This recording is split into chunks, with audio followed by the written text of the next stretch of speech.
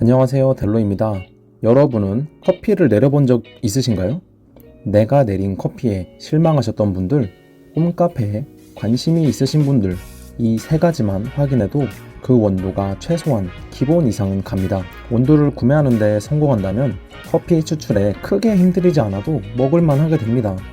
추출에 대해서 연구하는 건 심화 과정이에요. 요리에서 재료부터 실패하면 요리가 더 어려워지겠죠? 일단은 원두 구매에 성공하는 그 첫 번째, 뉴크롭 원두. 말은 어려워 보이지만 별거 없어요. 햅쌀이 뭔지 아시나요? 당해 수확된 쌀을 햅쌀이라고 하죠. 원두도 마찬가지예요. 수확되고부터 1년 미만은 뉴크롭이라고 부르고요. 패스트크롭 그리고 올드크롭이라는 순서인데 중요하지 않아요. 우린 뉴크롭만 기억합시다. 두 번째는 강배전은 피하는 거예요. 쉽게 약배전, 중배전, 강배전은 로스팅의 정도를 말하는데요. 원두를 태울수록 원두 본연의 향과 맛보다는 로스팅으로 인한 향이 강해집니다. 최고급 2+ 한우를 바싹 익혀서 먹을까요?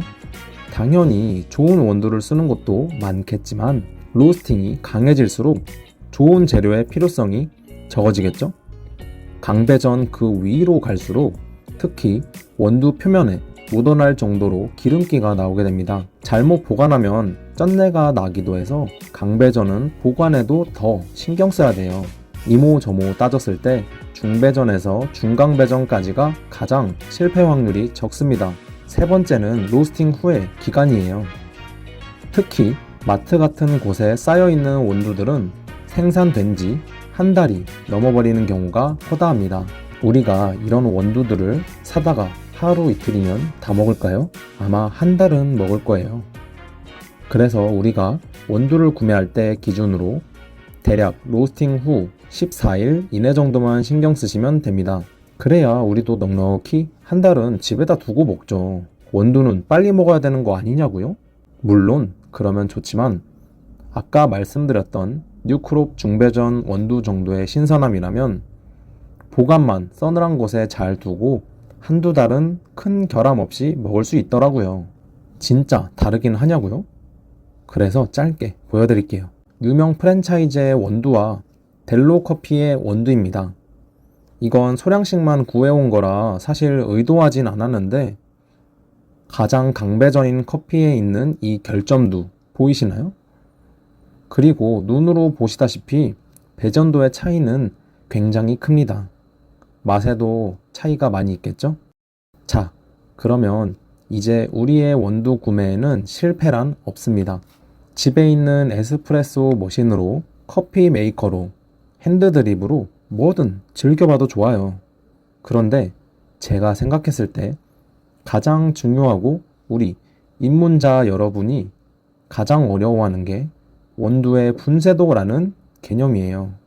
일단 물의 온도나 비율 등 다른 변수는 어렵더라도 딱 분쇄도까지만 조금 이해하면 더 나에게 맞는 맛을 찾아낼 수 있어요. 저희 직원들도 항상 어려워하는 게 분쇄도라는 개념이에요. 제가 간단하게 설명해 볼게요. 채반에 자갈을 가득 채웠어요. 그리고 물을 위에서 부어보는 상상을 해볼게요. 자, 어때요? 밑으로 물이 빠지겠죠? 그 다음에는 채반에 흙을 채워볼게요. 그리고 또 물을 부어봐요. 자갈일 때보다 물이 훨씬 천천히 빠지겠죠? 우리는 이미 분쇄도라는 개념을 이해하고 있었어요. 분쇄도가 굵을수록 자갈이에요.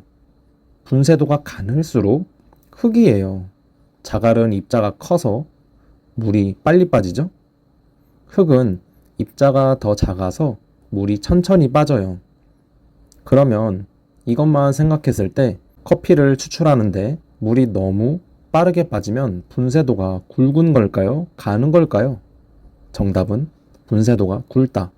물이 너무 빨리 빠지면 커피가 우려질 시간이 부족하다면 커피는 싱거워질 거예요. 내 커피가 너무 싱겁거나 산미가 강하다? 분쇄도를 가늘게 조절하면 또 다른 맛이 나올 거예요. 그런데 내 커피가 너무 텁텁하거나 쓴맛이 강하다. 그건 커피가 너무 많이 우려진 상태라고 추측할 수 있어요. 이럴 때는 분쇄도를 굵게 조절해 보는 거예요. 이렇게 설명을 들을 때는 이해하다가도 뒤돌면 까먹었어. 정상입니다. 다시 돌려서 보셔야 이해할 수 있어요. 오늘은 원두를 고르는 3가지 기준과 분쇄도의 기본 개념에 대해서만 얘기를 해봤어요. 이 정도만 이해하더라도 친구를 내 홈카페에 초대할 수 있어요.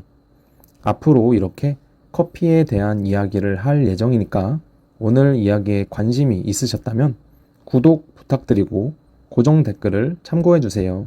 감사합니다.